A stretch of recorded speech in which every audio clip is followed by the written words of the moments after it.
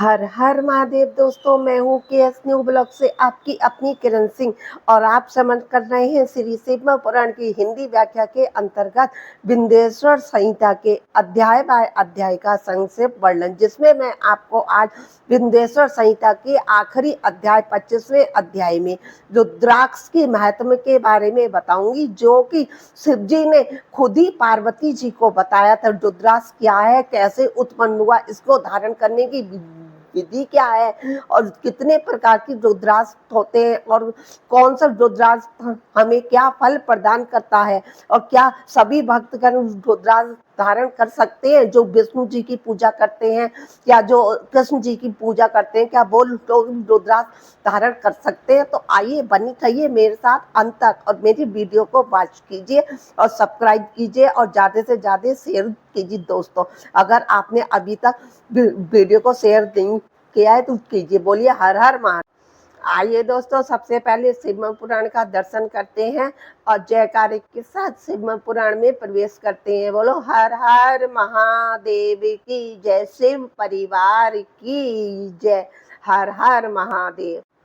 आइए दोस्तों, अब श्रवण करते हैं विंध्येश्वर संहिता के 25वें अध्याय के बारे में, जिसमें रुद्राक्ष धारण की महिमा और उसके विविध भेदों का वर्णन किया गया है। उससे पहले मैंने आपको शिव नाम की महिमा और भस्म और त्रिपुण धारण की महिमा और महत्व के बारे में बताया था। आज मैं आपको रुद्राक्ष धारण की महिमा के बारे में बताऊंगी, क्योंकि तीन चीजें ही बहुत प्रिय है भोले बाबा को। माथे पे त्रिपुंड और गले में रुद्राक्ष की माला और मुख में शिव नाम, बस शिव प्राप्ति के यही तीन चीजें हैं। अगर इन तीनों को हम इंसानों ने साथ दिया तो हमें शिव प्राप्ति होने से, शिव की भक्ति प्राप्त होने से कोई नहीं रोक सकता। सब कुछ इसी में ही है। शिव नाम की महिमा जितनी गाई जाए उतनी कम है। आइए तो मैं आपका ज्यादा समय नहीं लेते हुए विंध्येश्वर संहिता के अध्याय का आपको श्रवण कराती हूँ। रुद्राक्ष शिव जी को बहुत ही प्रिय है, इसे परम पावन समझना चाहिए। रुद्राक्ष के दर्शन से, स्पर्श से तथा उस पर जप करने से वह मनुष्य समस्त पापों का नाश कर लेता है। हे मुने, पूर्व काल में परमात्मा शिव ने समस्त लोगों का उपकार करने के लिए देवी पार्वती के सामने रुद्राक्ष की महिमा का वर्णन किया था। सबसे पहले भोले बाबा ने पार्वती जी को बताया था रुद्राक्ष के बारे में। तो बोले, हे महेश्वरी है, मैं आपके प्रेम बस भक्तों के हित की कामना से रुद्राक्ष की महिमा का वर्णन करता हूँ। मैं संपूर्ण लोगों को उपकार करने वाला स्वतंत्र परमेश्वर हूँ। एक दिन सहसा मेरा मन क्षुब्ध हो गया, अतः उस समय मैंने लीलावशी अपने दोनों नेत्र खोले। नेत्र खोलते ही मेरे मनोहर नेत्रपुटों से कुछ जल की बूंदें गिरी। आंसू की उन बूंदों से वहां रुद्राक्ष नामक वृक्ष पैदा हो गए। भक्तों पर अनुग्रह करने के लिए वे अश्रु बिंदु स्थावर भाव को प्राप्त हो गए। वे रुद्राक्ष मैंने विष्णु भक्तों को तथा चारों वर्णों के लोगों को बांट दिए।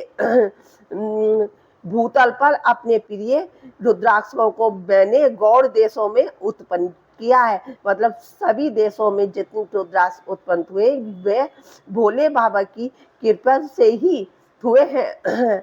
भोग और मोक्ष की इच्छा रखने वाले चारों वर्णों के लोगों तथा विशेषतः शिव भक्तों को शिव पार्वती की प्रसन्नता के लिए रुद्राक्ष के फलों को अवश्य धारण करना चाहिए। जो रुद्राक्ष बेर के फल के बराबर होता है, वह उतना छोटा होने पर भी लोगों में तथा उत्तम फल देने वाला तथा सुख सौभाग्य की वृद्धि करने वाला होता है। रुद्राक्ष जैसे जैसे छोटा होता है वैसे वैसे अधिक फल देने वाला होता है। एक छोटी रुद्राक्ष को विद्वानों ने एक बड़ी रुद्राक्ष से 10 गुना अधिक फल देने वाला बताया है। पाप का नाश करने के लिए रुद्राक्ष धारण करना अत्यंत आवश्यक है। यह निश्चय ही संपूर्ण अभिष्ट मनोरथों का साधक है, अतः उसे अवश्य धारण करना चाहिए। लोक में मंगल में रुद्राक्ष जैसा फल देने वाला देखा जाता है। वैसा फलदायिनी दूसरी कोई माला नहीं देती। रुद्राक्ष बड़े बड़े पातकों का नाश करने वाला बताया गया है। 1100 रुद्राक्षों को धारण करने वाला मनुष्य स्वामी रुद्र स्वरूप हो जाता है। और इसी तरह रुद्राक्ष से युक्त होकर मनुष्य जब आसन लगाकर ध्यान पूर्वक शिव का नाम जपने लगता है तो उसे देखकर पाप स्वतः छोड़कर भाग जाते हैं। समस्त देवगण जैसे शिव को नमस्कार करते हैं, वैसे ही हम सबको भी शिव को ही नमस्कार करना चाहिए और प्रीति पूर्वक जितनी इच्छा हो उतनी रुद्राक्ष को धारण करना चाहिए। अब भोले बाबा ने ये तो 1000 रुद्राक्ष है, 1100 रुद्राक्ष है, ये तो ऋषि मुनियों के लिए बताया है, लेकिन हम लोगों के लिए तो मनुष्य में जितनी अपनी श्रद्धा हो उतना रुद्राक्ष धारण करना चाहिए। रुद्राक्ष का एक दाना भी उतना ही फल देता है। ऐसा जो करता है वह शिव भक्त सभी लोगों के लिए शिव के समान पूजनीय, वंदनीय और बार बार दर्शन के योग हो जाता है। मूल मंत्र, वैसे तो रुद्राक्ष धारण करने के बहुत सारे मंत्र हैं, लेकिन जो उसका मूल मंत्र है नमः शिवाय से ही समस्त रुद्राक्ष को धारण किया जा सकता है। रुद्राक्षधारी पुरुष अपने खान पान में मदिरा, मांस, लहसुन आदि का प्रयोग ना करें। ब्रह्मचारी, वानप्रस्थ, गृहस्थ और सन्यासी सबको नियम पूर्वक रुद्राक्ष धारण करना चाहिए। इसे धारण की बिना ना रहे, यह परम रहस्य है। इसे धारण करने का सौभाग्य बड़े पुण्य से प्राप्त होता है। इसको त्यागने वाला व्यक्ति नरक को जाता है। रुद्राक्ष मेरा मंगल में लिंग विग्रह है। भोले बाबा कहते हैं रुद्राक्ष भोले बाबा का शिव जी का मंगल में लिंग विग्रह है। वह अनंत है, चने के बराबर भी लघुतर होता है। सूक्ष्म रुद्राक्ष को ही सदा प्रशस्त माना गया है। संसार में जितने भी त्रिपुण धारण करने वाले हैं, जटाधारी हैं और रुद्राक्ष धारण करने वाले हैं, वे यमलोक को नहीं जाते। उनको शिव के पार्षदी मतलब लेने आते हैं, जिनके ललाट में त्रिपुण लगा हो और सभी अंग में रुद्राक्ष से विभूषित हो तथा जो पंचाक्षर मंत्र का जप कर रहे हैं, वे आप सदस्य पुरुषों के पूज्य हैं। वे वस्तुतः साधु हैं। इसलिए हे महादेवी, रुद्राक्ष पापों का नाशक है। हे पार्वती, उसको धारण करने वाले मनुष्य पापित होने पर भी मेरे लिए प्रिय और शुद्ध है। ध्यान और ज्ञान से रहित होने पर भी जो रुद्राक्ष धारण करता है वह संपूर्ण पापों से मुक्त होकर परम गति को प्राप्त करता है। रुद्राक्ष के द्वारा मंत्र जप करने से करोड़ों गुना पुण्य प्राप्त होता है और उसको धारण करने से तो 10 करोड़ गुना पुण्य प्राप्त होता है। वह रुद्राक्ष प्राणी के शरीर पर जब तक रहता है तब तक शैलव मृत्यु उसे बाधा नहीं पहुंचाती। त्रिपुण को धारण कर तथा रुद्राक्ष से सुशोभित अंग वाला होकर मृत्युंजय का जप कर रहे उस पुण्यवान मनुष्य को देखकर ही रुद्र दर्शन का फल प्राप्त हो जाता है। अभी दोस्तों कितनी अच्छी बात बोलिए, पुराण में जो व्यक्ति त्रिपुण धारण करके, रुद्राक्ष धारण करके और महामृत्युंजय का जप कर रहा है, उस पुण्यवान मनुष्य को देखने मात्र से ही रुद्र दर्शन का फल प्राप्त होता है। अब सोचो जो मनुष्य वो कर रहा है उसे कितना फल प्राप्त होता होगा।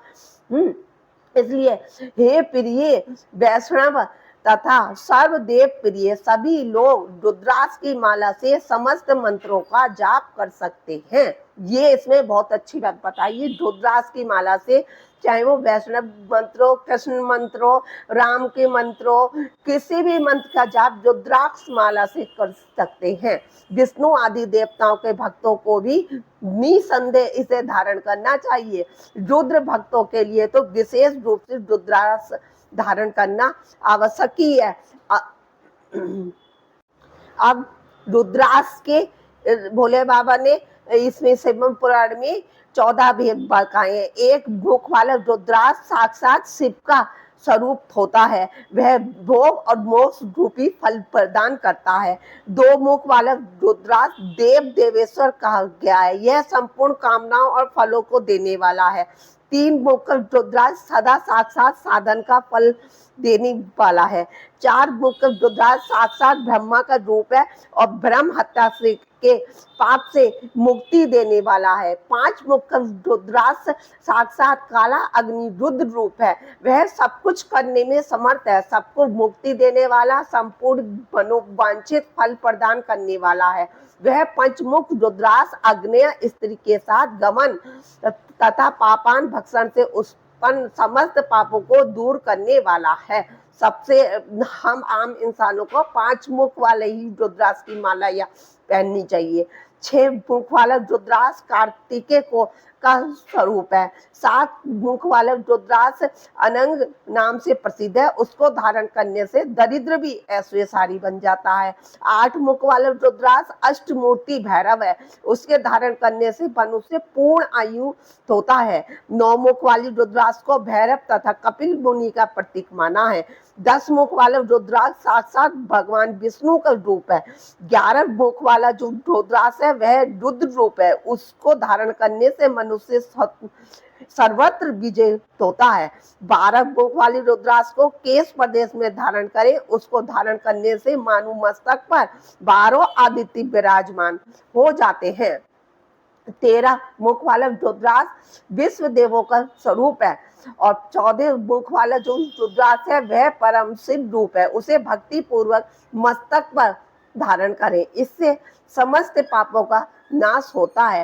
वैसे तो दोस्तों रुद्राक्ष धारण करने के अलग अलग मंत्र, लेकिन भोले बाबा ने शिव पुराण में केवल नमः शिवाय, ओम नमः शिवाय मंत्र से ही हम उसको सिद्ध करके हम धारण कर सकते हैं।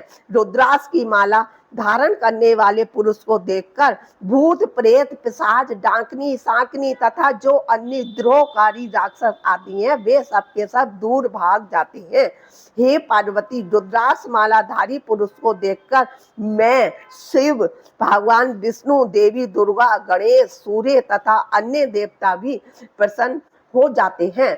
इस प्रकार परमात्मा शिव ने भगवती पार्वती के सामने भुक्ति और मुक्ति प्रदान करने वाले भस्म और रुद्राक्ष के महात्म्य का वर्णन किया। भस्म और रुद्राक्ष धारण करने वाला मनुष्य शिव भक्त कहा जाता है। भस्म और एवं रुद्राक्ष से युक्त होकर जो मनुष्य शिव प्रतिमा के सामने स्थित होकर ओम नमः शिवाय इस पंचाक्षर मंत्र का जप करता है वह पूर्ण भक्त कहलाता है। जो इस रुद्राक्ष और भस्म के महात्म्य को भक्ति पूर्वक सुनता है उसकी सभी मनोकामनाएं पूर्ण होती हैं। वह पुत्र पौत्र आदि के साथ इस लोक में सभी प्रकार के सुख भोग कर अंत में मोक्ष को प्राप्त होता है और भगवान शिव का अत्यंत प्रिय होता है। हे मुनीश्वरों, इस प्रकार मैंने शिव की आज्ञा से अनुसार उत्तम मुक्ति देने वाली विंध्येश्वर संहिता आपके समक्ष कही है। आज ये विंध्येश्वर संहिता का 25वां अध्याय था जो संपूर्ण हुआ। अब विंध्येश्वर संहिता भी इसके साथ में संपूर्ण हुई है। इस प्रकार श्री शिव पुराण के प्रथम विंध्येश्वर संहिता के साध्य साधन खंड में रुद्राक्ष महात्म्य वर्णन नामक 25वां अध्याय पूर्ण हुआ। दोस्तों, कल से मैं आपको इसकी दूसरी संहिता, शिव पुराण में आपको बताया था ना 7 संहिताएं, तो मैंने आपको पहली शिव पुराण के महत्व के बारे में बताया, फिर विंध्येश्वर संहिता की संपूर्ण आज हो गई है। कल से हमारी रुद्र संहिता स्टार्ट होगी। ये देखो रुद्र संहिता स्टार्ट शुरू करूंगी कल। आज हमारी विंध्येश्वर 7 संहिताओं में से एक संहिता संपूर्ण हो गई है।